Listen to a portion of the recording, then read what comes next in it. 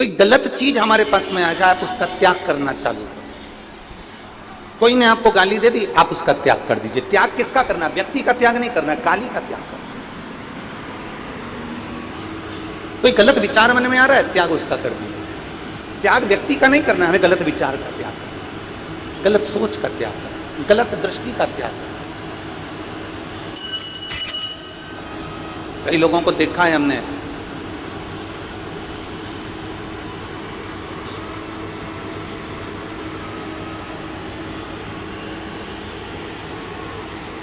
Sugar के डर से शक्कर खाना, बोलो जम के बोलो जरा, शक्कर खाना छोड़ देते हैं। कई लोगों को देखा है हमने, शुगर के डर से, जम के बोलो जरा, शक्कर खाना छोड़ देते हैं।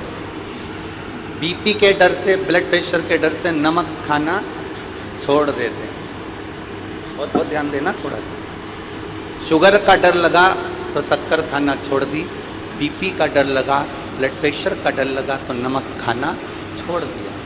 तो भगवान से भी डरो और बेईमानी का खाना, बेकार खाना छोड़ो। शुगर से डरे तो शक्कर खाना छोड़ी है, बीपी से डरे तो नमक खाना छोड़ा है। परमात्मा से थोड़ा सा डरिएगा और डर करिए। कोई गलत किसी ने कह दिया, हमें उस गलत बात को छोड़ दो। कोई गलत व्यसन आ गया, उस व्यसन को हमें छोड़ दो। गलत विचार आ गया, उस गलत विचार को हमें छोड़ दो। गलत कोई ने गाली दे दी, उस गाली को हमें, व्यक्ति को नहीं छोड़ना, उस गाली को छोड़ दो। मेरे भगवान कृष्ण को तो उनके बुआ के लड़के ही गाली बक रहे थे। मेरे भगवान कृष्ण को उनके बुआ के लड़के ही गाली बक रहे थे। इतनी गालियां दी गई, इतनी गाली दी गई, भगवान कृष्ण सुनते रहे। सुनते सुनते भगवान कृष्ण से कहा गया कि आपका बुआ का लड़का है, इसको तुम अब हटाओ यहाँ से, तुम्हारा संबंध खत्म कर दो, तुम्हारी रिश्तेदारी बंद कर दो। भगवान कृष्ण कहते रिश्तेदारी बंद नहीं करूंगा, गाली को दूर कर। हम क्या करते हैं, किसी ने हमको गाली दी तो हमने उससे बोलना, अरे जम के तो बोलो जरा, बोलना बंद कर दिया। सास ने गाली दी तो बहू ने तबेले जैसा मुंह बना दिया, भगों ने जैसा मुंह बनाया, आज के बाद मैं सास से बात नहीं करूँ। सास ने तुम्हारे बच्चे को डांट लगाई तो तुमने अपने बच्चे से कह दिया, अब मत जाना दादी के पास। आप दादी के पास जाने की जरूरत नहीं है, तेरी दादी अच्छी नहीं, तुझे डांटती है ना, तुझे गुस्सा करती है ना, तुझे टॉफी नहीं दिलाती ना, तुझे आइसक्रीम नहीं दिलाती ना। बल्कि बहू को चाहिए कि बच्चे से कहे, तेरी दादी बहुत अच्छी है। घर में अगर डांटेगी नहीं ना तो तू अच्छा नहीं बन पाएगा, इसलिए उसका डांटना जरूरी है। हम उसको गलत सीख दे रहे हैं, हम उसको गलत बात बता रहे हैं। किसी ने डांट दिया, हमने उससे बोलना बंद कर दिया। अरे यहाँ तक शंकर जी के मंदिर में जाऊँ ना, बहुत सारी माताएं शिव जी के मंदिर में गई और शंकर जी को जल चढ़ा रही थी, तो किसी ने जम के ठेसा मार दिया ना, एकदम टुल्ला जम के, तो लोग उससे भी बात करना बंद कर दिया। कोई अपशब्द कह रहा है तो हमने बात करना बंद कर दी, कोई ने गाली दे दी तो हमने बात करना बंद कर दी, कोई ने आड़ा टेढ़ा बोल दिया तो हमने बात करना बंद कर दी, कोई ने कुछ कह दिया तो हमने बात करना बंद कर दी। शिव महापुराण की कथा कहती है, बात करना कभी बंद मत करो। कोई कुछ भी बोले, आग लगे बस्ती में, अपन रहो मस्ती में। क्या किसको रोइए, चादर तान के सोइए। अपने को मतलब नहीं होना चाहिए, अपने को तो खुशी होना चाहिए, अच्छा है हमारे पाप निकल रहा। कोई ने आपको गाली दे दी ना, समझ लेना आपके पाप निकल रहे। कोई ने आपको अपशब्द कह दिया ना, समझ लेना आपके पाप धुल रहे। कोई आपको आड़ा टेढ़ा बोल दिया ना, समझ लेना आपके पाप सब समाप्त हो गए। हमें बातचीत बंद नहीं करना।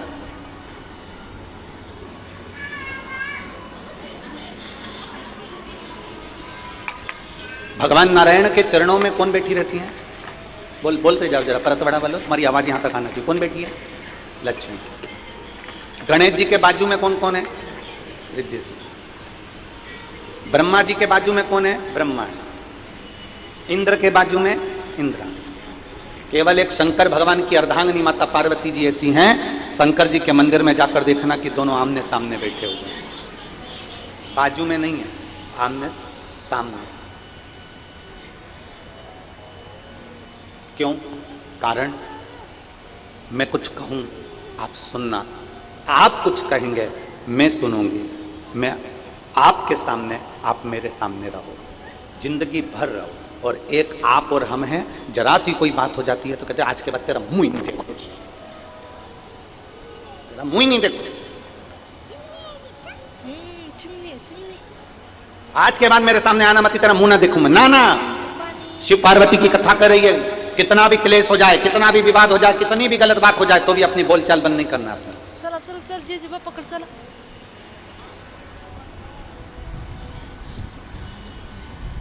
हम क्यों बंद करें?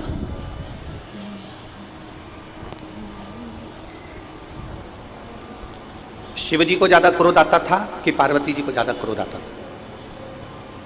और दोनों का संतुलन करिए जरा। अगर आप माँ भवानी का दर्शन करोगे, कालका रानी का दर्शन करोगे, काली माता का दर्शन करोगे, चामुंडा का दर्शन करोगे, तो तुम्हें लगेगा कि किसको क्रोध ज्यादा आता है? पार्वती जी। और यदि आप भगवान शंकर का दर्शन करो, जिन्होंने अपनी जटा का बाल थोड़ा वीरभद्र को उत्पन्न करा और दक्ष प्रजापति की यज्ञ को विध्वंस कर दिया, जिन्होंने क्रोध में आकर कामदेव को भस्म कर दिया, अगर आप दर्शन करेंगे तो फिर आपको लगेगा कि शंकर को ज्यादा क्रोध आता है।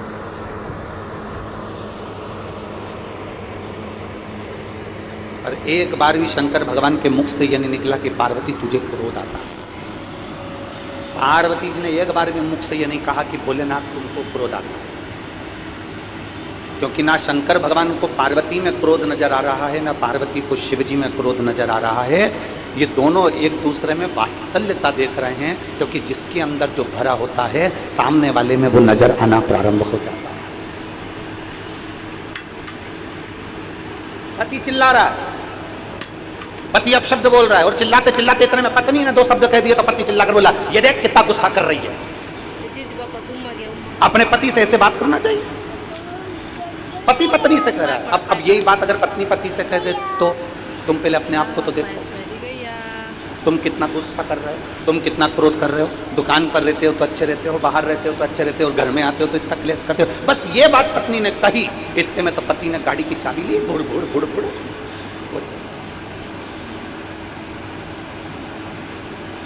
फिर गलत किसने कहा? जरा विचार करिए, बच्चा जब छोटा रहता है तो हम कहते हैं कितना नटखट है। बोलो बोलो, जम के बोलो, एक बार बोल के बताओ, बच्चा कितना नटखट है।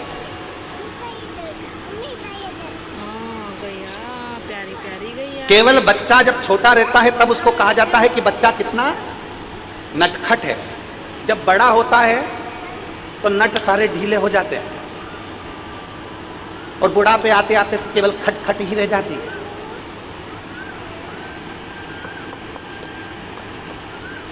अब कोई बुढ़ापे में किसी बुढ़े व्यक्ति को 80 साल की अम्मा को कोई कहते, अम्मा कितनी नटखट है, पानी पीती रह गई, पानी पीती का गया। अब कोई कहे, हम हमारे जजमान को कह दे श्री ओम प्रकाश जी को कि ओम प्रकाश जी तुम कितने नटखट हो। अवस्था में कोई नटखट कहेगा?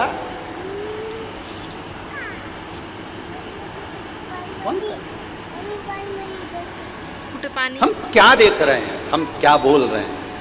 पति को क्रोध आया, उसने पत्नी से कह दिया तू गुस्सा करती है। पत्नी को क्रोध आया, उसने पति से कह दिया तू गुस्सा करती है। पर मेरे देवाधिदेव महादेव, मेरे शंकर, मेरे त्रिकालदर्शी, मेरे कैलाशी, मेरे अविनाशी, मेरे शंभु कभी पार्वती से नहीं कहते कि तू क्रोध करती है, क्योंकि शंकर को मालूम है जब दुष्टों का संहार करना है तो पार्वती का क्रोध करना जरूरी है। जब दुष्टों का संहार करना है तो पार्वती का क्रोध करना जरूरी है। अनायास क्रोध माता पार्वती कभी नहीं करी है। लक्ष्मी जी ने गुस्सा करा, अनायास करा। भगवान नारायण हंस दिए, लक्ष्मी जी को देखकर लक्ष्मी जी को क्रोध आ गया। लक्ष्मी जी ने श्राप दे दिया नारायण को, मैं तुम्हें श्राप देती हूं, तुम्हारा शीश कटेगा और घोड़े का मुंह लगेगा, क्योंकि तुम घोड़े जैसे हंसे हो। और भगवान विष्णु का शीश कटा, घोड़े का मुख लगा, हयग्रीव अवतार हो गया। घोड़े का मुख लगा, हयग्रीव अवतार हुआ लक्ष्मी जी के पास। यहां क्रोध लक्ष्मी जी को नहीं आना था, पर क्रोध आया। अनायास क्रोध लक्ष्मी जी को आ सकता है, अनायास क्रोध ब्रह्माणी को आ सकता है। ब्रह्माणी को क्रोध आया ब्रह्मा जी के ऊपर जब यज्ञ कर रहे थे पुष्कर राज की भूमि।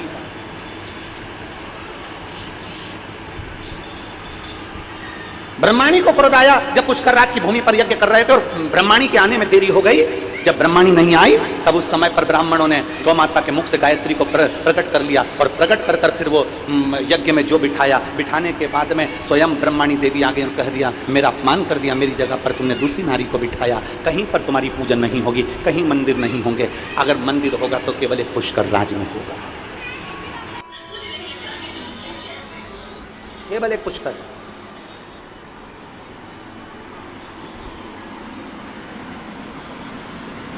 उसके सिवा कई मंदिर नहीं।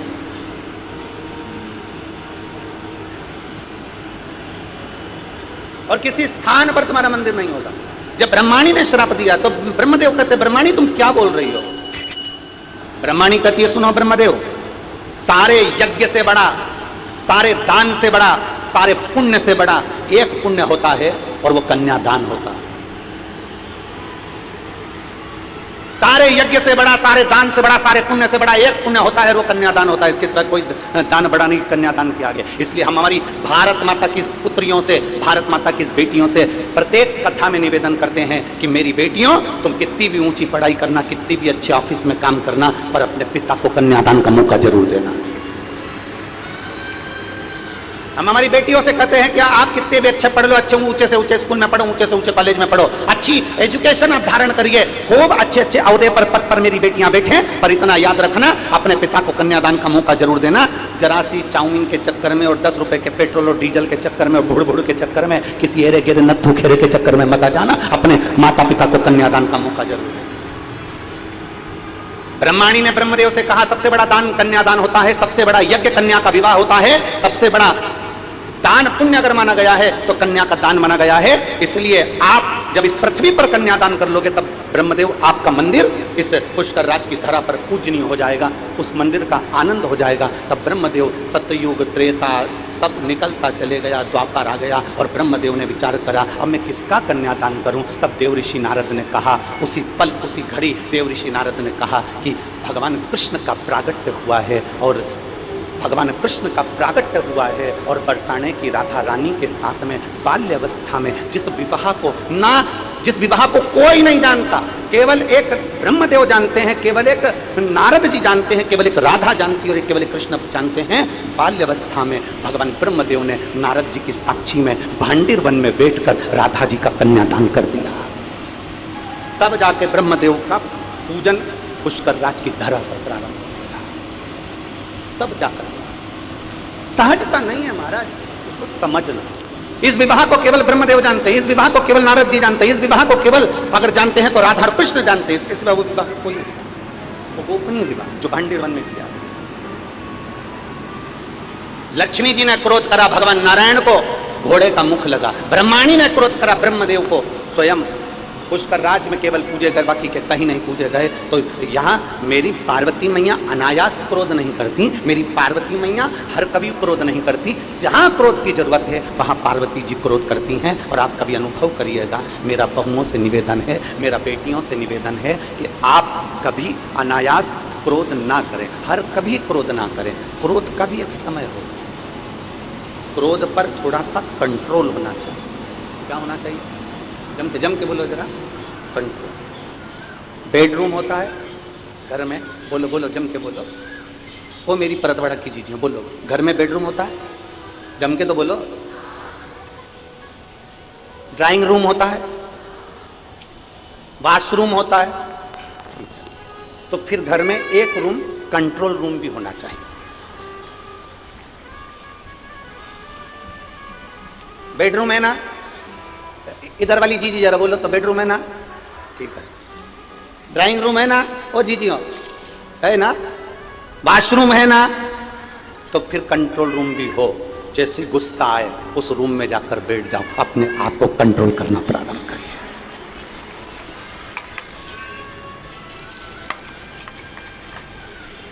मुख पर गालियां आए उस रूम में जाकर बैठ जाओ, गालियों पर कंट्रोल होना जरूरी है।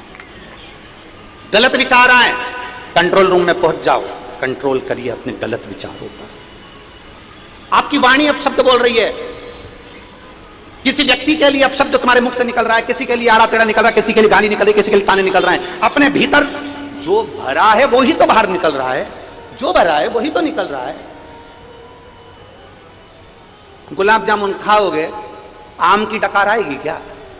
अरे बोलो तो जम क्या। कल यहाँ पर एक वीडियो चल रहा था परतवाड़ा का कि यहाँ पर वो केरी का झोलिया मिल रहा था। क्या बोलते हैं इधर महाराष्ट्र में, केरी का पना, यहीं कहीं मिल रहा था वो, उसका वीडियो बहुत चल रहा है। ठीक है, और केरी का पना लोग बांट रहे थे, केरी का पना निःशुल्क सबको दे रहे थे, गिलास भर भर के लोग पी रहे। अब तुमने केरी का पना पिया, ठीक है, अरे बोलो तो जम के। अब केली का पना पीने के बाद में जलेबी की डकार आएगी क्या? काय की डकार आएगी? केरी के पने की। जो अंदर भरा है डकार भी तो उसी की आएगी। अंदर अगर विकार भरे हैं तो विकार की डकार आएगी, गालियां भरी है तो गालियां ही डकार में निकलेगी। अपशब्द भरा है तो अपशब्द निकलेगा, घृणा भरी है घृणा निकलेगी। तुम्हारे अंदर जो भरा होगा जब तुम बोलोगे तुम्हारे अंदर से वही निकलेगा, जो तुम्हारे अंदर कूट कूट कर जो घृणा नफरत अपशब्द भरा पड़ा है वो निकल।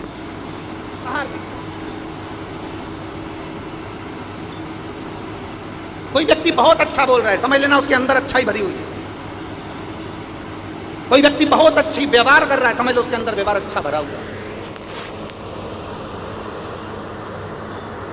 इसलिए बारंबार अवगुण बहुत किए दयालु मैंने अवगुण बहुत,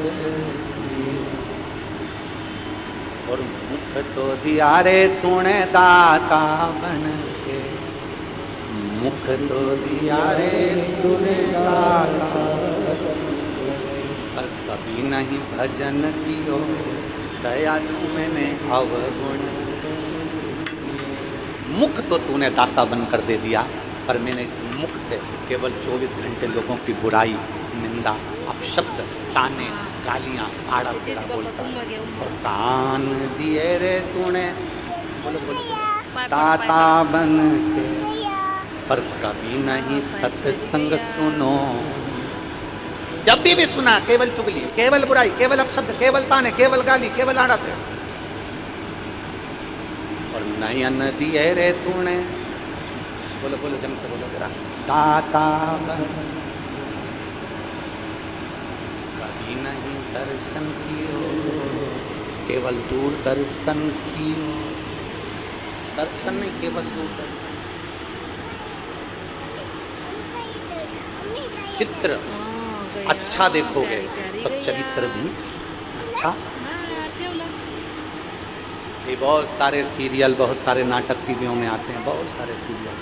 एक लड़की ने शादी कर ली, एक जगह से उसने थोड़ा बहुत धन दौलत लेकर छुटकारा कर लिया, दूसरी जगह शादी कर ली, फिर उसने तलाक कर लिया, तीसरा पति मिला, उसने भी उसको अपशब्द किया, उसने उसको भी छोड़ दिया, चौथा पति विदेश में ढूंढा, उससे शादी कर ली, उसके साथ जाने की तैयारी कर ली। वहीं पे बेटा बेटी सब नाटक देख रहे थे, उन्होंने सोचा ऐसा होता है, पर नाटक में वो हो सकता है, पर ओरिजिनलिटी में तो बेटी केवल एक के घर ब्याह कर जाए और वहां अच्छे से रहे, ये माँ बाप की आशा रहती है, ये माता पिता की आशा रहती है। बेटी जाए ब्याह कर, उसका पति आदर करे, उसका पति सम्मान करे, उसका पति सत्कार करे। ये हर माता पिता का एक मन का भाव होता है, प्रत्येक माता पिता का।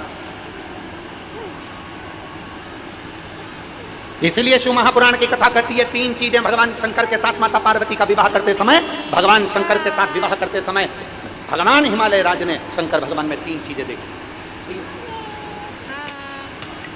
महाराज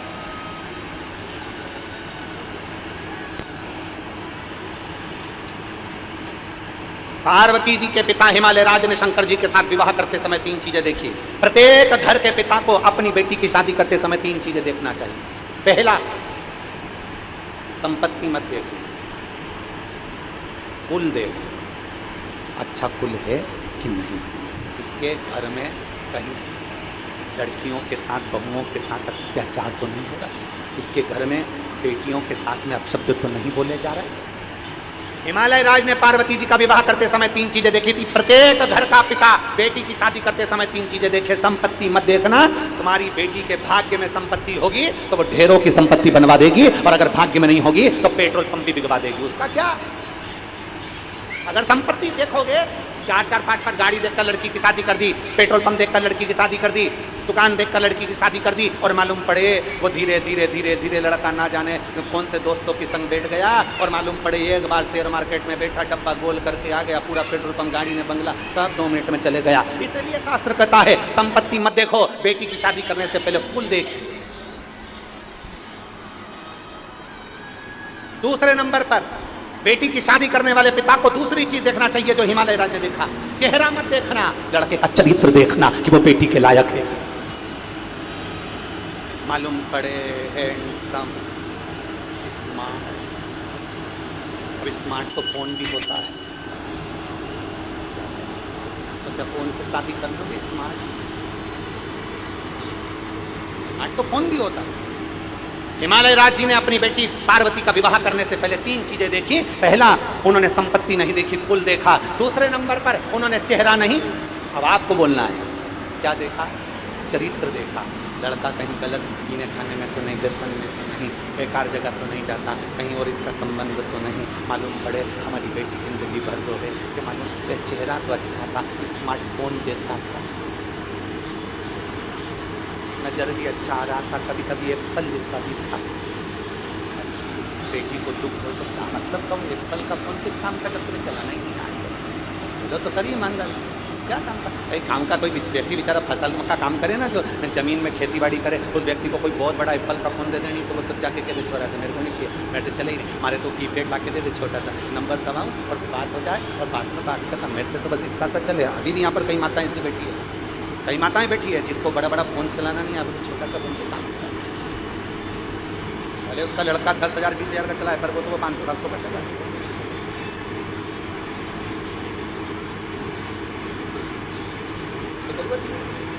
चेहरा मत देखना, क्या देखना? चरित्र देख। जो महापुराण की कथा करती है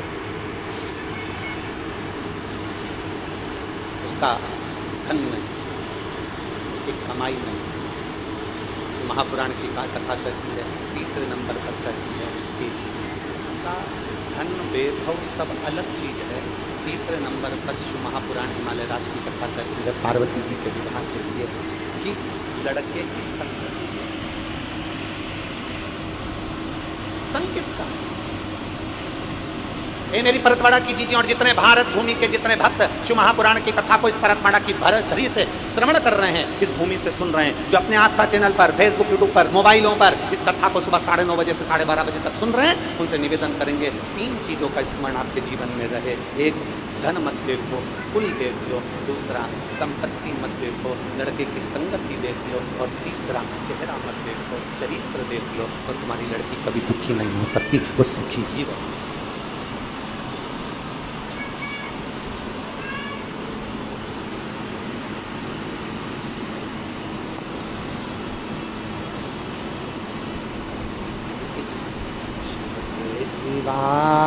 कहीं दिल ना लगा, शिव के सिवा कहीं वरना पड़ेगा तुझे आंसू बहाना, वरना पड़ेगा तुझे आंसू बहाना, के सिवा अपने चित्त को, अपनी वृत्ति को, अपने मन को कहीं दूसरी जगह लेकर नहीं, अपने मन को भटकाना नहीं है, अपने मन को भ्रांतियों में नहीं लेके जाना, अपने मन को भ्रम में लेकर नहीं जाना। कोई गलत बोल रहा है, उसके अंदर गलत भरा होगा इसलिए गलत बोला उसने। कोई आपको अपशब्द कह रहा है, उसके अंदर ईर्षा भरी होगी इसलिए कोई अपशब्द कह रहा है आपसे। एक उंगली किसी पर उठाइए, कितनी उंगली?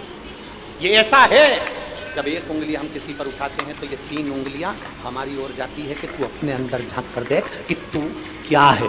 एक उंगली किसी पर उठाइए तो ये 3 उंगलियां बता रही है कि अपने खुद के अंदर झांको कि तुम क्या।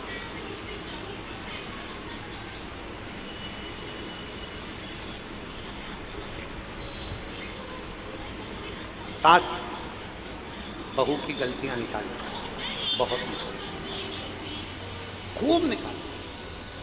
ईमानदारी से बोलना, सास अगर बहू की गलती निकालती रहे और अपनी पड़ोसन उनको, अड़ोसन उनको, रिश्तेदारों को, ननन को, जेठानी को, जेठानी को, सबको गलतियां बताती रहे, एक दिन ऐसा आएगा कि पूरे मोहल्ले के लोग कहेंगे बहू ऐसी नहीं है, सास गलतियां निकालती है तो सास ही गलत।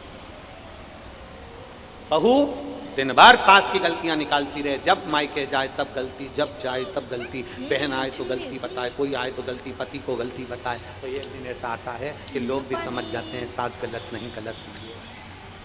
आप एक उंगली किसी पर उठाइए, उसमें से गलतियां छांटना प्रारंभ करिए, एक उंगली किसी पर उठाइए, ये 3 उंगलियां आपकी ओर जाकर बताती है कि तुम अंदर से क्या हो, तुम्हारे भीतर भरा क्या है, तुम कैसे हो, ये 3 उंगलियां बताती है कि तुम्हारे अंदर कितना क्या भरा पड़ा।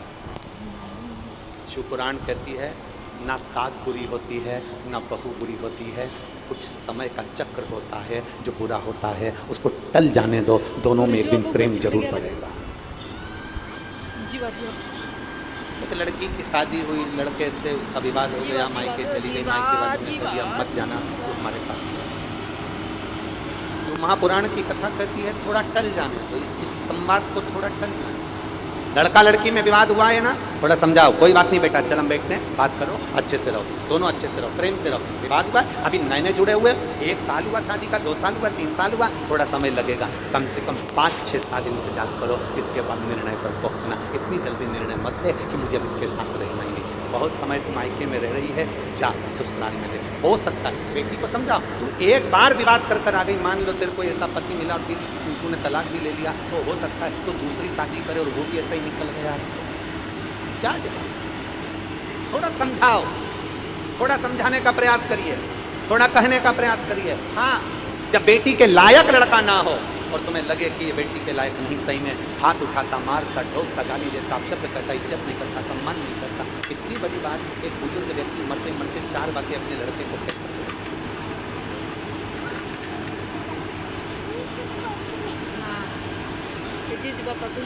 एक बुजुर्ग व्यक्ति मरते मरते 4 बातें अपने लड़के को कहकर गया, और 4 बात परतवाड़ा के एक व्यक्ति के दिल में बैठना चाहिए। एक बुजुर्ग व्यक्ति मरते मरते 4 बातें अपने लड़के को कह गया, बेटा छांव में जाना, छांव में आना, बेटा घर में चमड़े की एक दीवार। पहली बात क्या बोली, बेटा जम के बोलो परतवाड़ा, छांव में आना, छांव में जाना, घर में एक चमड़े की दीवार रखना। तीसरी बात कही, मीठा ही मीठा।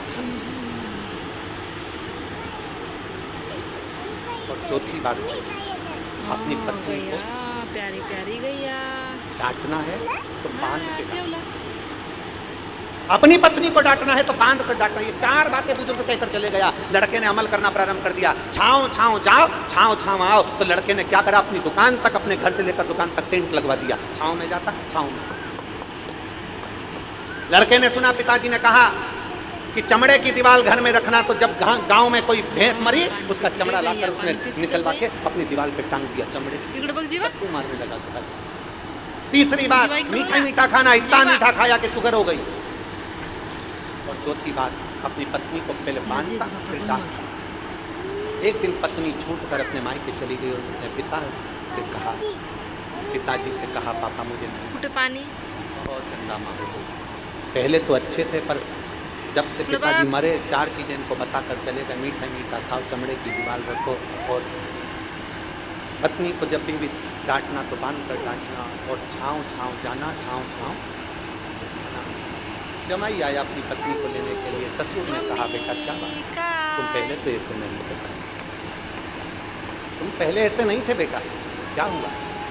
तो कहा मैंने अपने पिताजी का कहना माना है, मेरे पिताजी मरने से पहले ये सब चीज़ें बोल कर गए थे, बस बता ही रहे थे 4 चीज़ें, और पिताजी मर गए, उन्हें समझाया नहीं मुझको, मैंने जो सुना वैसा मैंने करा। पिताजी कह गए थे छाँव में जाना, छाँव में आना, तो मैंने अपनी दुकान तक, घर से लेकर दुकान तक टेंट लगवा दिया।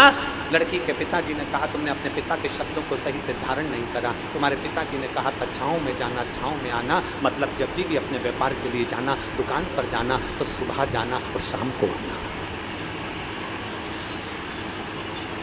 छाँव में जाना, छाँव में आना मतलब सुबह जल्दी जाओ, सूरज उगते से अपने व्यापार को चालू करो, रात्रि को जब सब आनंद के साथ में छांव हो जाए, सारा व्यापार बंद कर फिर आओ। इसको कहते हैं छांव में जाना, छांव में आना। तूने टेंट लगवा दिया, इसको छांव में जाना, छांव में आना नहीं कहते। फिर कहा, मेरे पिताजी ने कहा था मीठा मीठा खाना, अर्थात तेरे पिताजी ने कहा था हमेशा ईमानदारी की खाना, कभी गलत मत खाना, नमक मत खाना, मीठा खाना, अपनी इज्जत से खाना। और जब ईमानदारी का कोई खाता है तो वो मीठा ही कहलाता है, भले लड्डू ना खाए पर वो ईमानदारी की मिठाई ही होती है। मेरे पिताजी ने कहा था चमड़े की दीवार घर में जरूर रखना, तेरे पिताजी ने कहा था कोई एक व्यक्ति घर में ऐसा रखना जो तुझे सतमार्ग बताता रहे, तेरी इज्जत कराता रहे और तुझे सम्मान के शब्द बोलता रहे। चमड़े की दीवार मतलब वो व्यक्ति जो तुमको उन्नति की सीढ़ी पर लेकर जाए। चमड़े की दीवार से मतलब है वो व्यक्ति जो चमड़े का शरीर है जिसका, और तुम्हें ज्ञान उपदेश दे, तुम्हें समझाए, तुम्हें अग्रण्य लेकर जाए, वो चमड़े की दीवार के बराबर होता है। घर में एक चमड़े की दीवार रखना मतलब एक मित्र, एक परिवार का सदस्य ऐसा रखना जो तुम्हें सतमार्ग बताए, वो चमड़े की दीवार है। और चौथे नंबर पर पत्नी को बांध कर डांटो, मतलब पत्नी को कभी 4 लोगों के सामने मत डांटना, अकेले कमरे में ले जाकर डांटना, इसको कहते हैं बांध कर। तो अपनी पत्नी की इज्जत क्यों गिरा रहा है? 4 दोस्तों के सामने पत्नी को अपशब्द कह दिया, रिश्तेदार आए तो उनके सामने अपशब्द कह दिया, नंदे आई तो उनके सामने अपशब्द कह दिया, नंदोई आए तो उनके सामने अपशब्द कह दिया, छोटे कई देवरानी खड़ी रहती है और पति आया और अपनी पत्नी को डांट दिया। 4 देवरानी के सामने उस जेठानी की क्या इज्जत होगी, उसका सम्मान क्या होगा? 4 दोस्तों की पत्नी के सामने आए और डांट दिया, उन 4 दोस्तों की पत्नी के सामने पत्नी की इज्जत क्या होगी? इसलिए उस ससुर ने, उस पिता ने कहा था कि पहले बांधना फिर डांटना, अर्थात अपनी पत्नी को कहीं 4 लोगों के सामने कुछ मत कहना, कहना तो कमरे में ले जाकर कहना। बस इतनी सी बात थी। उस व्यक्ति ने चरण पकड़ लिए, ससुर जी मैंने अपने पिता के शब्द को गलत सोच लिया था, मैंने अपने पिता के शब्द को गलत सोच लिया था। हम निवेदन करना चाहेंगे, दुनिया के कई लोग कथाओं को थोड़ा थोड़ा सा काट लेते हैं और उसको गलत तरह से पेश कर देते हैं। कभी बन सके गलत तरह से पेश करने से पहले उस कथा को पूरी सुनना, किसी और वाले महाराज ने बोला क्या था, उस कथा को पूरी निकालिए, सुनिए, इसके बाद आप कहिए ये कथा गलत है कि सही। कहने वाला कुछ भी कह दे, अपशब्द बोलने वाला अपशब्द कह दे। एक बहू ने कुछ कहा, सास ने गलत मतलब निकाल लिया। 4 तरह के लोग होते हैं, 4 तरह का मतलब निकालते हैं। पहले कथा को पूरा सुनो कि उस कथा का विस्तार वर्णन क्या करा गया है, उस कथा में बोला क्या गया था, उस कथा में कहा क्या गया था। छोटी सी बात लोगों ने, जैसे लोग कह दिए बेलपत्री पर, अरे गुरु जी ने क्या कहा था, पहले मेहनत करो, अपनी पूरा परिश्रम करना, फिर एक बेलपत्र शहद भी ले जाकर समर्पित करना देवादिदेव महादेव को। लोगों ने आधा काटा, आधा छाटा, थोड़ा सा निकाला और प्रस्तुत कर। समझो कहाँ से बोला गया है, कहाँ से लिया गया है, क्यों बोला गया है, किस लिए बोला गया है, उस प्रसंग को समझने की जरूरत है। उठाया, कह दिया, हाँ। उस लड़के ने अपने पिता के 4 वचन को गलत सोच लिया था, टेंट लगवा दिया, मीठा ही मीठा खाया, शुगर हो गई, भैंस मर गई, चमड़ा लाकर दीवार पर टांग लिया, चमड़े की दीवार हो गई, और पत्नी का हाथ बांध कर डांटे। तो ये कहाँ की रीति है? पिता के शब्द को समझना जरूरी है, व्यक्ति के शब्द को समझना जरूरी है। घर में सास बोलती है, बहू को समझना जरूरी है, और बहू बोले तो सास को समझना जरूरी है। इतनी जल्दी निर्णय पर मत पहुंचना कि मुझे अब इसके साथ नहीं रहना, नहीं, साथ रहो और साथ रहकर उसको अच्छा करने का प्रयास करो कि मेरी जिंदगी इसी को ठीक करने में करना है। अब दूसरे को अच्छा करना है तो पहले क्या करना पड़ेगा? जम के बोलो जरा।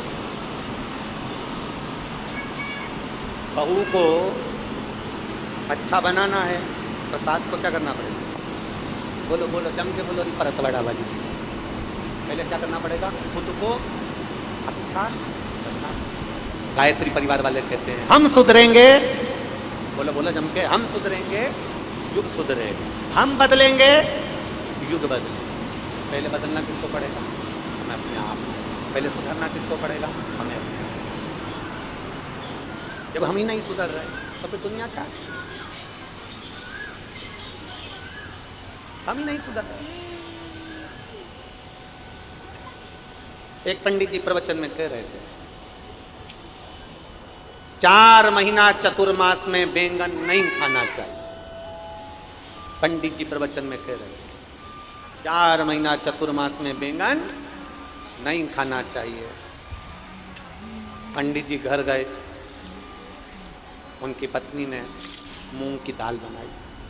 पति चिल्ला कर दौड़ा, मैं भी परसों के दिन बैंगन लेकर आया था, तूने बैंगन नहीं बनाया।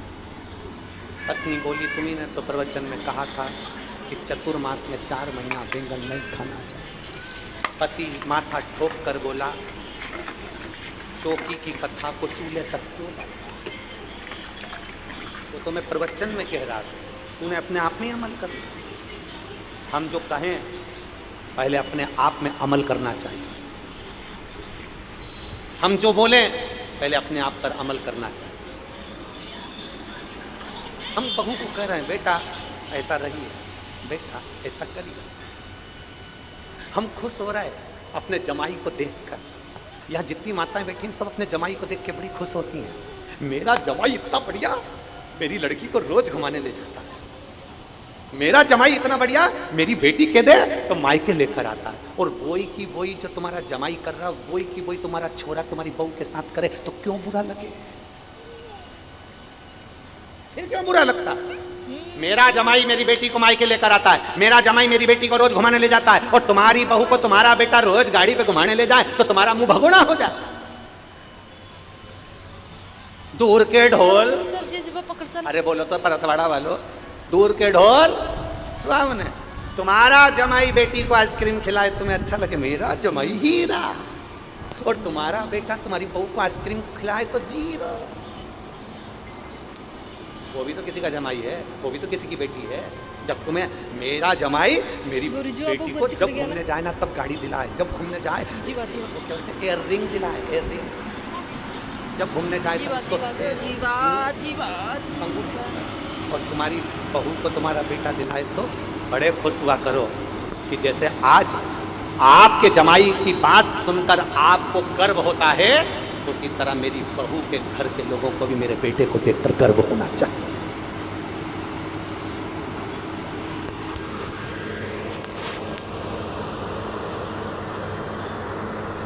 दूर के ढोल शिव के सिवा,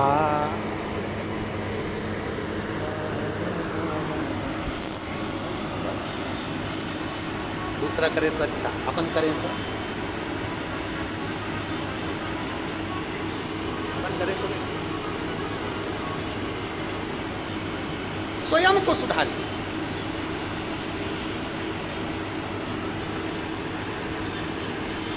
और जिस दिन हम स्वयं सुधर गए, हम सुधरेंगे।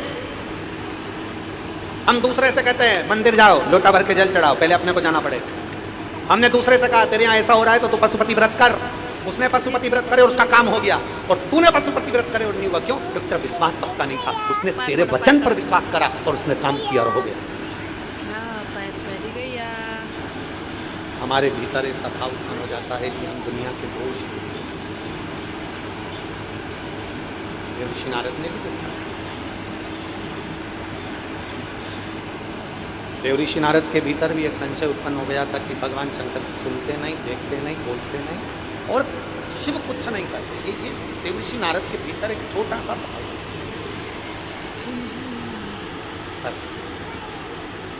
यहाँ जितने लोग बैठे हैं ऐसा नहीं है कि सब के भीतर ये भाव होगा कि क्या भगवान शंकर कई लोगों के मन में आ जाता है क्या शिवजी सुनते हैं?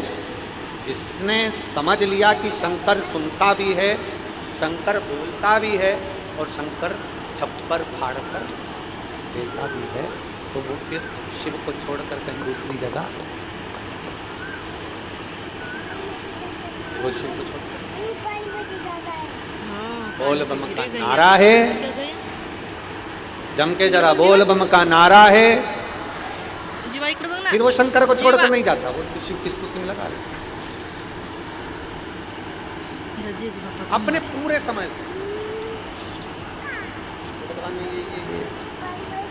83,99,999 योनियाँ काटने के बाद ये 84 लाख नंबर की जो ये योनि दी है, इस मानव की देह को हल्का फुल्का मत लो। इसको समझो कि इस योनि में हमें भगवान की भक्ति कर फिर अगली योनियाँ प्राप्त नहीं करना। जगत गुरु शंकराचार्य जी महाराज जी कहते हैं पुनरपि जननम पुनरपि मरणम के प्रपंच से छूटना है तो शंकर को एक लोटा जल।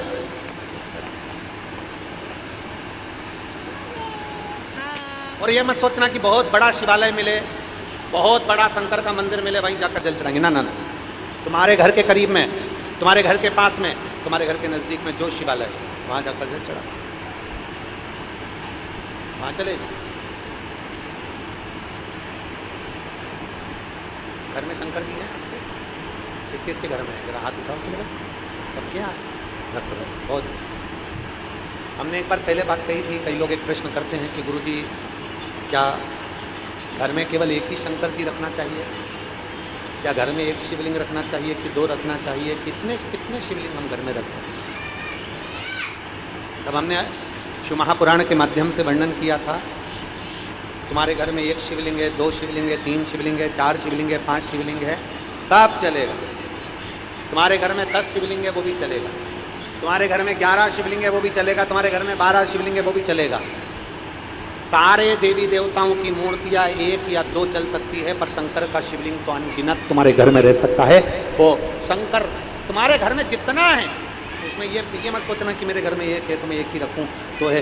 हाँ, ये भी जरूरी है कि ज़्यादा बढ़ाने की जरूरत नहीं, जान करके मत बढ़ाओ। तुम्हारे घर में है, सास के समय का है, तुम कहीं गई थी, लियाई थी, रखा है, ठीक, सेवा कर रहे हो, ठीक। कई लोग कहते हैं गुरुजी अगर शंकर भगवान का शिवलिंग है तो उसका रोज पूजन जरूरी है। हम कहते हैं अगर मान लो कहीं जाना है, कहीं जाना और घर में शिवलिंग है तो पर एक बेलपत्र चढ़ाकर तुम 10 दिन के लिए भी चले जाओगे ना, तो भी मेरा शंकर कभी तुम्हारे ऊपर रुष्ट नहीं होगा। मेरा शिव जी कभी नहीं कहेगा कि तूने मेरे ऊपर जल नहीं चढ़ाया। वो प्रसन्न की प्रसन्न ही रहे, वो प्रसन्न की प्रसन्न ही रहे। उसकी प्रसन्नता कम नहीं, प्रसन्नता का भाव उसके अंदर है। अब दुनिया के लोग कहते हैं कई बार कि शंकर जी गुस्सा कर देते हैं, अगर तुम ऐसा नहीं करोगे तो भगवान शंकर क्रोध कर देंगे। कई लोग कहते हैं तुमने पशुपति व्रत ऐसा कर दिया इसलिए शंकर जी ने क्रोध कर दिया। ना ना ना, तुमने क्रोध, शंकर भगवान अपने भक्त पर कभी क्रोध करते ही नहीं है। जैसे घर का दादा अपने पोते पर कभी क्रोध नहीं करता, थोड़ा बहुत अगर चिल्ला भी देगा ना तो बाद में उसको गोदी में बिठाकर अपनी जेब में से 5 रुपए निकाल के प्रगति का दे ही देता।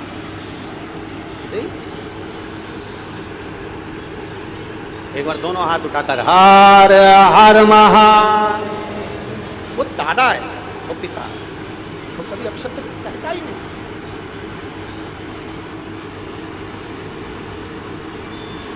मेरी जीजियों, अगर तुमको कोई ऐसी राय दे ना, तुमको ऐसा कोई समझाए कि ऐसा मत करना, शंकर जी गुस्सा कर जाए, मंदिर में तुम जल चढ़ाने जाओ और कई लोग ऐसे मिल जाते, अरे तूने ऐसा कर दिया, शिव जी रुष्ट हो जाएंगे, तो उसके हाथ जोड़ के कहना तू चुप, शंकर में है और मैं क्या किसको रोई है, क्या कर। कई लोग शंकर भगवान रुष्ट हो जाएंगे, शिव जी रुष्ट हो जाएंगे, शंकर भगवान रुष्ट हो जाएंगे, शंकर भगवान को क्रोध ना। माँ और बाप अपने बेटे से, अपने बच्चों से कितनी देर गुस्सा रह सकते हैं? बोलो बोलो जल्दी। एक छोटा सा बच्चा है, माता पिता अपने बच्चे से कितनी देर गुस्सा रह सकते हैं? माता पिता अपने बच्चे से कितनी देर तक क्रोध में रह सकते हैं? कितना क्रोध करेंगे, कितना गुस्सा करेंगे? थोड़ी देर तक, थोड़ी देर तक। मेरा देव अधिदेव महादेव तो बाहें फैलाकर खड़ा रहता है। जैसे आपको पहले कथा में कहा था, एक पिता के 2 पुत्र और दोनों पुत्र, एक पिता के 2 पुत्र और बड़ा पुत्र कह रहा है पापा मुझे तुम्हारे साथ में नहीं, मुझे तुम्हारे साथ नहीं, मुझे तुम्हारे साथ रहना ही नहीं है। और शंभु शरणे मांगू घड़ी रे तू दया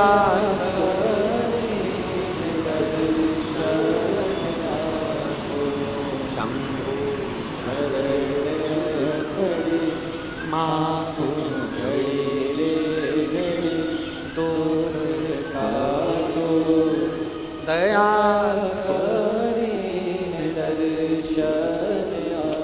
एक पिता के 2 पुत्र हैं। बड़ा पुत्र कह रहा है मुझे तुम्हारे साथ नहीं रहना, मुझे मेरा जायदाद का हिस्सा दो, मुझे जाने दो। पिताजी ने प्रॉपर्टी के 3 हिस्से कर दिए, एक हिस्सा खुद का, दूसरा बड़े बेटे का, तीसरा छोटे बेटे का। जायदाद का हिस्सा दिया, बड़ा बेटा शहर चले गया और बड़ा बेटा शहर गया और बड़ा बेटा जैसे ही शहर में जाता है उसके मित्र बन जाते हैं, जैसा हमने पहले कथा में कहा, ताली खाली और क्या, सब बर्बाद हो गया। बर्बाद होकर कुछ नहीं बचा। जब बर्बाद होकर कुछ नहीं बचा तो अपने घर को जाने को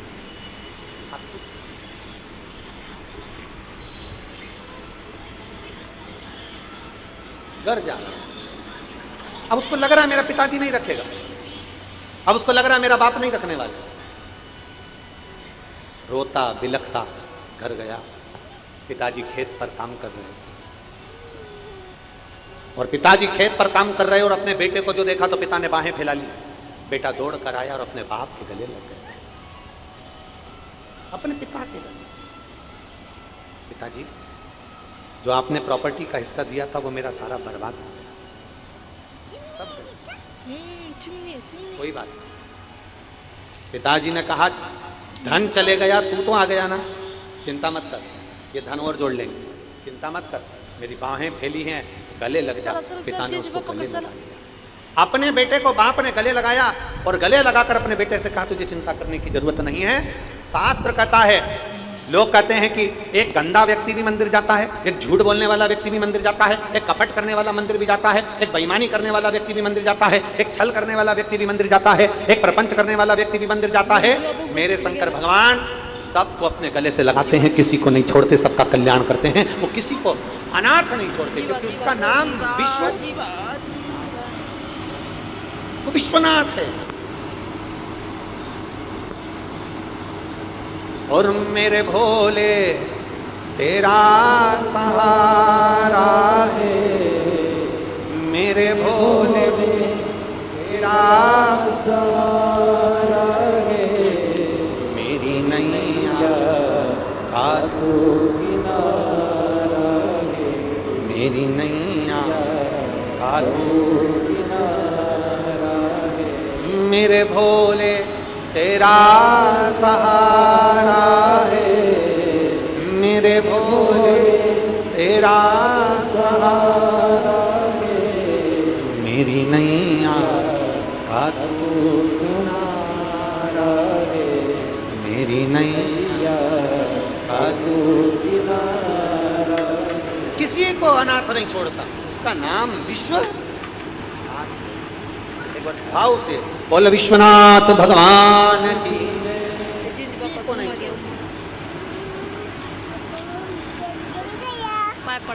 निवेदन बेडरूम है, ड्राइंग रूम है, उसी तरह एक जम के लक्ष्मी जी अपने क्रोध पर कंट्रोल नहीं कर पाई थी, ब्रह्माणी अपने क्रोध पर कंट्रोल नहीं कर पाई थी। केवल कंट्रोल करने वाली एक पार्वती जी है जो हर कभी क्रोध नहीं करती। जब असुरों का संहार करना होता है तब क्रोध करती है। इसलिए शंकर पार्वती के सामने है और पार्वती शंकर के सामने।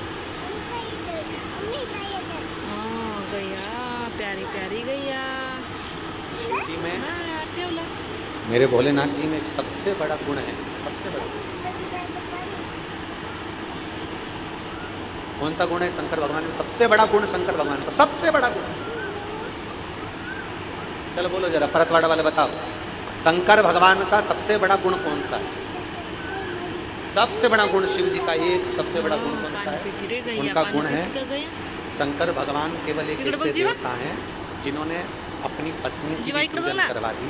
शंकर भगवान एक ऐसे देवता हैं जिन्होंने अपने बेटे की भी पूजन करवा दी। शंकर भगवान केवल एक ऐसे देवता हैं जिन्होंने अपने नंदी की भी पूजन करवा दी। शंकर भगवान केवल एक ऐसे देवता हैं जिनने अपने पोते शुभ लाभ की भी पूजन करवा दी।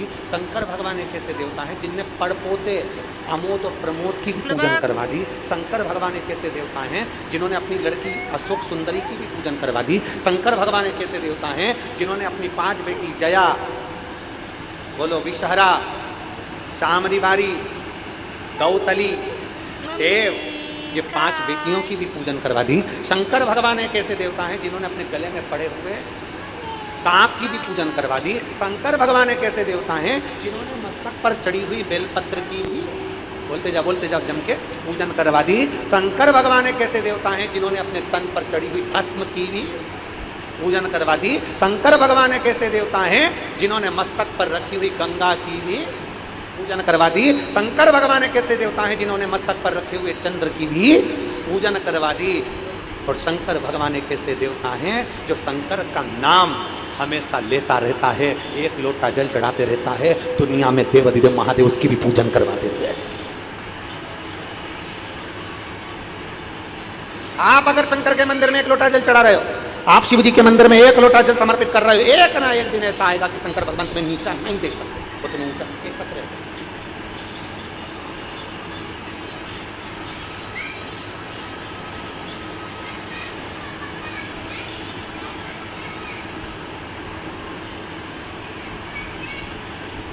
अक्षय श्री किशन चबरे,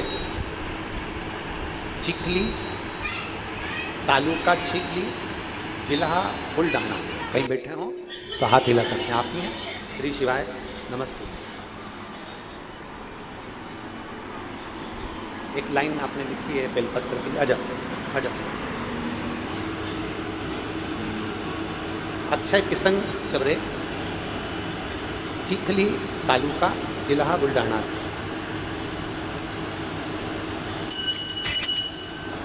बाबा चिखली जिला बुल्ढाना का रहने वाला हूँ। मैं प्राइवेट कंपनी में जॉब करता था। पिछले साल मेरी शादी हो गई। मैं 4 से 5 साल से सरकारी नौकरी के लिए कोशिश कर रहा हूँ।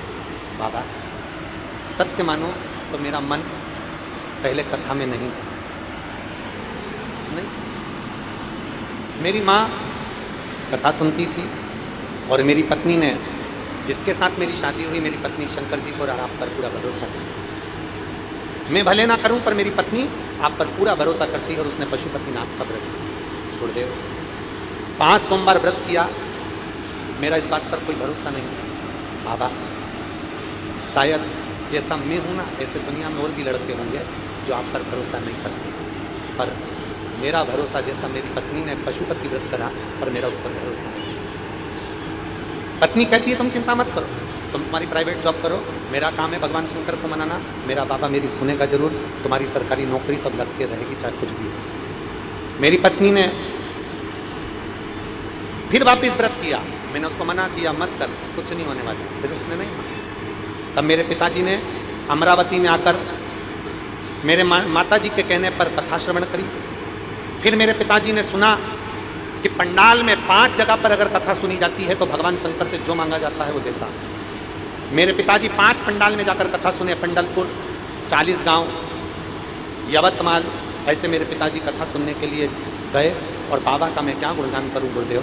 मेरे बाबा ने ऐसी कृपा करी कि मेरे बाबा पिताजी सीहोर में कथा सुनकर आ रहे थे और मेरे पास में सरकारी नौकरी का ज्वाइनिंग लेटर आ चुका था।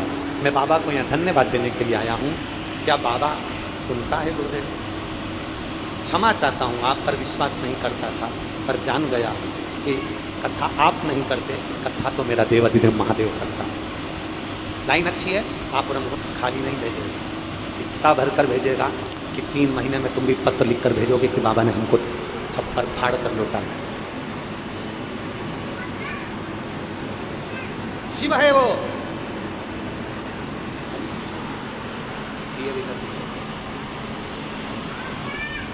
जब हम करें उसका स्मरण जब हम करें, उसको जब हम दिल में बिठा लें तो वो भी हमको इतना हृदय से लगा लेता है कि ऋषि नारद भीतर के संशय को मिटाने के लिए वो नेत्र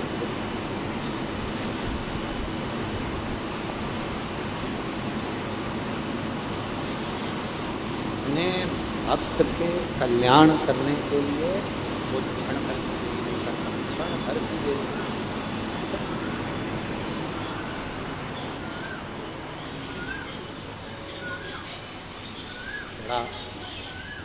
अगर कोई काम बहुत अटका हुआ है, थोड़ा समय लग सकता है। हमने पहले एक बात कही थी कि फाइल अगर ज़्यादा मोटी है ना तो ऑफिसर को भी इसको छुपाने में थोड़ा समय लगता है। फाइल अगर मोटी है तो ऑफिसर को भी इसको छुपाने में समय लगता है, थोड़ा समय लग सकता है। दुख थोड़ा ज़्यादा है, काटने में थोड़ा समय लग सकता है, पर अपने विश्वास को डिगने नहीं देता।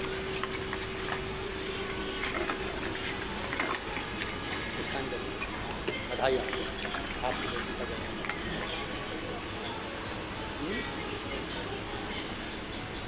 महाराष्ट्र में बोलते पशुपति व्रत केला टाकला। बधाई हो।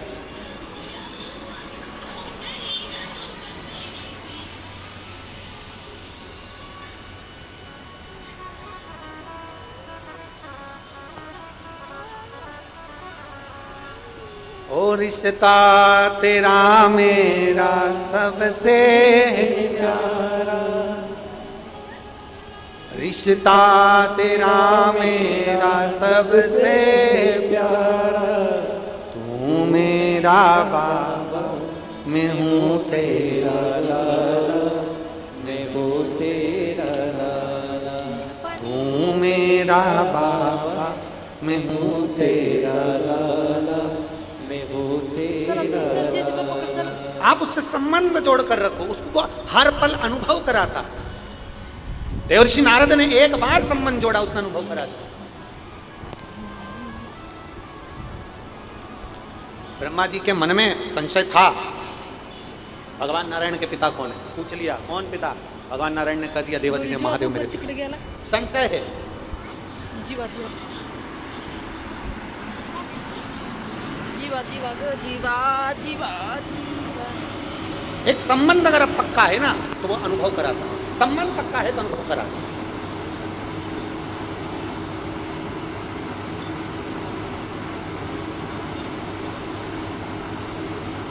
एक माता जी ने लिखा है अपने पत्र में कि महाराज जी तुम्हारे सिर में चोट लगी थी, अब कोई दिक्कत तो नहीं है।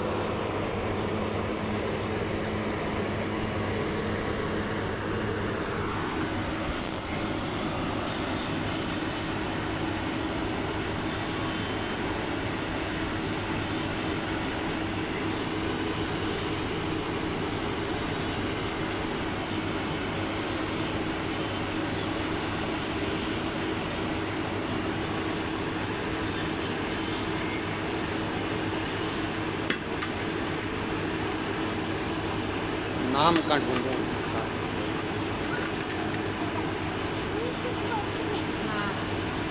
जीजी बाप्पा तुम मगे सो रागणी नरेश यादव, पाय पड़ा पाय कड़ा। मुकाम नागपुर, छोटा ताजबाग की रहने वाली हूँ। कहीं बेटी है, नहीं बेटी हो तो आते बेटी। हाँ धन्यवाद, प्रणाम आपको।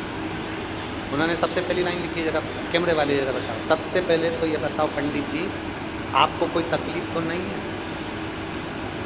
सिर में चोट लगी थी, बाबा महाकाल के मंदिर में गुलाल फेंकी थी तब आग लग गई थी और उसके तुरंत बाद आपके सिर में चोट लग गई। हमें तो लगा कि क्या पता क्या हो रहा है, हम तभी समझ गए थे कि कुछ ना कुछ बाबा की मर्जी। अब बताओ तुम कैसे हो? जब मेरी जीजियाँ इतनी अच्छी हैं तो भाई भी अच्छा ही होगा,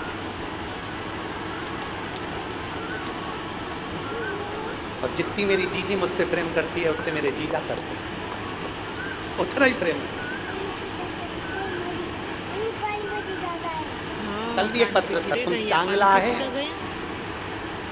इकडे बघ जीवा, कल भी एक पत्र था तो जीवा इकडे बघ ना। बैठो बहन, बैठो, जीवा। प्रणाम प्रणाम। जीजी बाप्पा तुम मगे। आज के समय में आप इतना स्नेह करते हैं, कौन किसको पूछता है?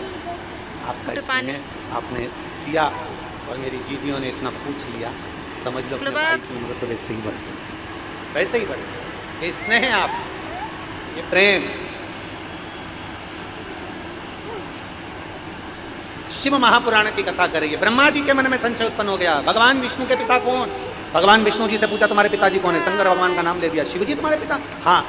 एक पर्वत को घुमाना प्रारंभ करा, पर्वत से अग्नि का खंभ प्रकट हो गया।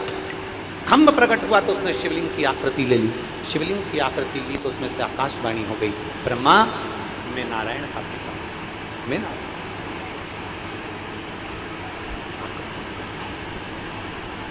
अब ब्रह्मा जी को संशय है। कई लोग प्रैक्टिकल करते हैं और प्रैक्टिकल करने का प्रयास करते हैं। क्या ऐसा हो सकता है? क्या बेलपत्र चढ़ाने से ऐसा हो सकता है? क्या शंकर जी को धतूरा चढ़ाने से ऐसा हो सकता है? क्या शंकर भगवान को बैसाख के महीने में जल चढ़ाने से ऐसा हो सकता है? क्या बेलपत्री खाने से रोग की मुक्ति हो सकती है? आप प्रैक्टिकल करते हैं और करना चाहिए। जरूर एक पत्र है,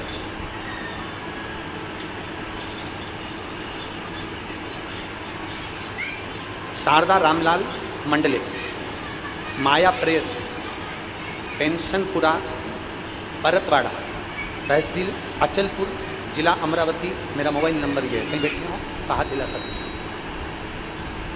कहीं बैठे हो कहा दिला सकते। शारदा रामलाल मंडले, माया प्रेस, पेंशनपुरा, परतवाड़ा, तहसील अचलपुर, जिला अमरावती। मेरा मोबाइल नंबर है। कहीं बैठे आप ही हैं? श्री शिवाय नमस्ते। बाबा, मैं परतवाड़ा की रहने वाली हूँ। मुझे 2 बेटियाँ और 1 बेटा। मेरे बेटे का नाम चिरंजीवी निर्मल रामलाल मंडले है। बेटा आया है क्या? मेरे बेटे का नाम चिरंजीवी निर्मल रामलाल मंडले है। उसकी आयु 11 साल है। मेरे बेटे को 1.5 साल का था तब उसकी 11 साल की उम्र तक उसको ऐसी बीमारी ने घेर लिया था कि पूरे सर से लेकर पैर तक उसके पूरे शरीर में फुंसियाँ पड़ती थी, पक जाता था और पूरा शरीर बेकार हो जाता था, जिसका फोटो मैं लगा रही हूँ। ये पहला फोटो जिसमें उस बच्चे के हाथ पैर पूरी तरह से फुंसी, फोड़े और पूरे शरीर की चमड़ी उसकी बेकार हो जाती थी, जिसमें उसके हाथ पैर के निशान। आपको फोटो में आप LED पर TV पर देख रहे हैं, आस्था चैनल पर इस फोटो को आप लोग देख। मेरे बच्चे के पूरे शरीर में से फुंसी बढ़ती जाती थी और फूटने के बाद पानी निकलता था और वो पानी निकलकर पूरे शरीर में फैल जाता था, जिससे उसका शरीर का चमड़ी बेकार हो जाती थी। हम लोग 11 साल उसके दुख से दुखी थे कि इसका करें। 10-11 साल में ऐसा कोई डॉक्टर नहीं था जिसका हमने इलाज नहीं करवाया। हर जगह से हमने इलाज करवाया, उम्मीद छोड़ दी कि अब ये ठीक नहीं होने वाला, क्योंकि डॉक्टर ने भी कह दिया ये रोग ठीक नहीं हो सकता। जब बीमारी का नाम तक नहीं मालूम, सब लोग हताश हो गए, तब हमारी आंख में आंसू आ जाते हैं उसकी दर्द देखकर, उसका शरीर देखकर। तब आपने ऑनलाइन पार्थिव शिवलिंग का पूजन करवाया। हमारे पड़ोसी ने हमको कहा कि आज सियोर वाला महाराज पार्थिव शिवलिंग का पूजन करा रहा है, आप उस पूजन को करना। हमने मिट्टी का शिवलिंग बनाया, टीवी के सामने बैठकर आपके साथ में पार्थिव शिवलिंग का पूजन करें। पूजन करने के बाद वहाँ से बेलपत्री उठाकर बच्चे को खिलाई और उसके बाद में हम सीहोर पहुँच गए, जहाँ का रुद्राक्ष भी हमने लिया। उस रुद्राक्ष को पानी में गलाते, शिव जी को चढ़ाते, एक बेलपत्र उठाकर लाते, बेटे के हाथ से शंकर जी को जल चढ़वाते, पशुपतिनाथ का व्रत करते। जो बीमारी 11 साल से नहीं गई, बाबा की कृपा से आज मेरा बेटा पूर्ण तरह से 6 महीने में स्वस्थ हो गया। मैं बाबा को यहाँ धन्यवाद देना।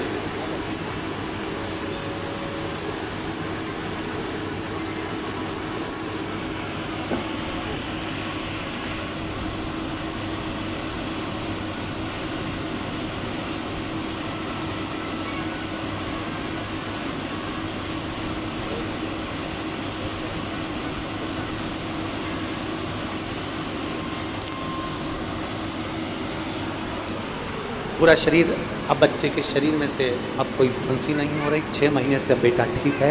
अब उसका शरीर की चमड़ी भी अच्छी आना प्रारंभ हो गई।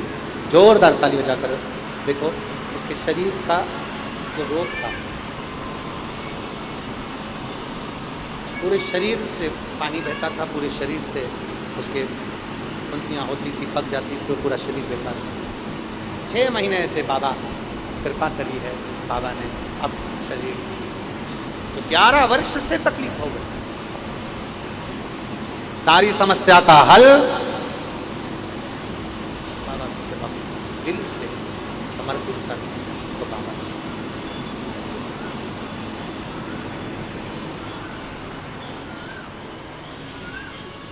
क्यों ना और मैंने तेरे ही भरोसे बाबा, तेरे ही भरोसे हवा बिच उड़ती जावागी, बाबा डोर हथो छड़ी नामे कटी जावागी।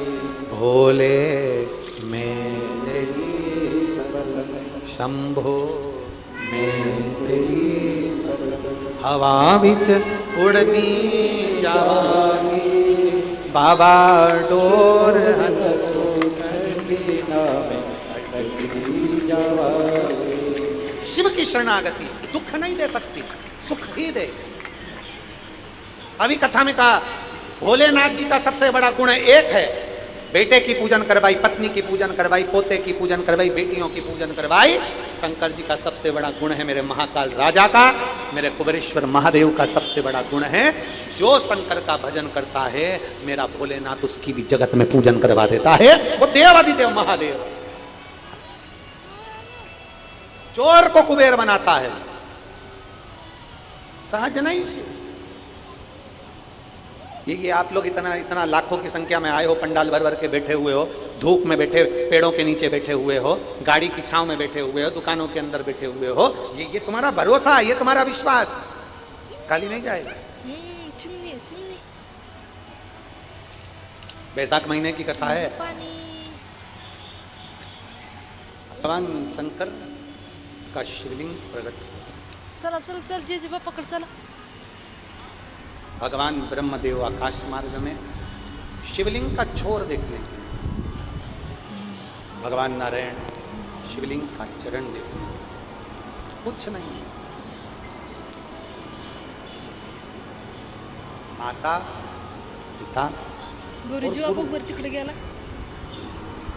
जीवा दिल की गहराई को नापना बहुत है। जीवा जीवा ग जीवा जीवा जीवा। कोई व्यक्ति ऐसा होता है जो माता पिता के तुलना कर लेता है। हमारी मम्मी बड़े को ज़्यादा चाहती है कि छोटे को ज़्यादा चाहती है, हमारे पिताजी बड़े को ज़्यादा चाहते हैं कि छोटे को ज़्यादा चाहते हैं। वो तुलना पर महापुराण की कथा कहती है कि माता पिता गुरु दिल की गहराई को नापना पड़ता है।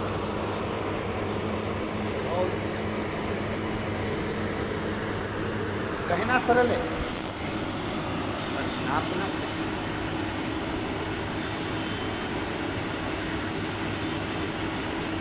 जब किसी व्यक्ति की किडनी, लीवर कुछ भी डैमेज हो जाता है,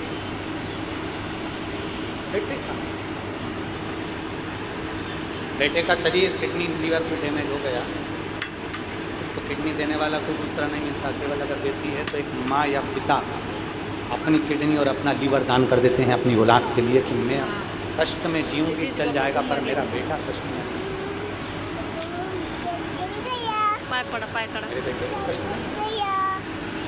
हाँ, पैर पड़ी गया। एक महिला यहाँ बैठी है,